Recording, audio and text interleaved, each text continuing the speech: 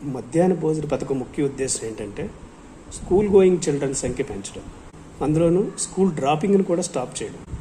ఈ విషయాన్ని ఎందుకు చెప్తున్నానంటే చదువుకునే పిల్లలు చాలా వరకు వాళ్ళ పేరెంట్స్ పొద్దున్నే క్యారేజ్ పంపించేంత స్టేటస్లో ఉంటారు. నెంబర్ 1. ఒకవేళ లంచ్ బ్రేక్లో బాక్స్ తీసుకుని వచ్చే తినిపించే స్థితిలో కూడా ఉండరు, జస్ట్ లైక్ ఈ కాన్వెంట్ స్కూల్ పిల్లల్లాగా. అలాంటప్పుడు ఈ పిల్లలకి ఏంటంటే మార్నింగ్ నుంచి సాయంత్రం వరకు అక్కడే భోంచేసి అక్కడే కంటిన్యూ చేసే అవకాశం ఉంటుంది.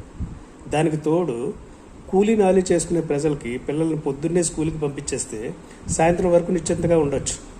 మధ్యలో వాళ్ళు తిన్నారా లేదా అనే ప్రశ్న కూడా రాదు, ఆ ప్రసక్తే ఉండదు. ఎందుకంటే మధ్యాహ్న భోజన పథకం ఉందనే ధీమాతో. అదే మధ్యాహ్న భోజన పథకం లేదనుకోండి, స్కూల్కి వెళ్ళే వాళ్ళు పొద్దున్నే ప్యాక్ చేసి బాక్స్ కట్టే పరిస్థితి ఉంటుందా? ఇంట్లో పేరెంట్స్ వాళ్ళకి బాక్స్ కట్టలేదనుకోండి, అప్పుడు మధ్యలో లంచ్ బ్రేక్లో ఇంటికి వెళ్ళి మళ్ళీ తిరిగి వచ్చే పరిస్థితి ఉంటుందా?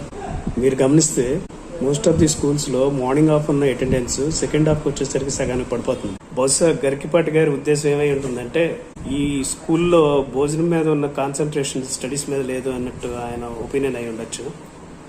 టీచర్స్కి కూడా అదొక బర్డెన్, వాళ్ళ ఫోకస్ అంతా ఆర్గనైజేషన్ మీద ఉంటుంది తప్ప స్టూడెంట్కి పిల్లలకి చదువు చెప్పే పరిస్థితిలో లేదు అని ఆయన ఉద్దేశం అయి ఉండొచ్చు.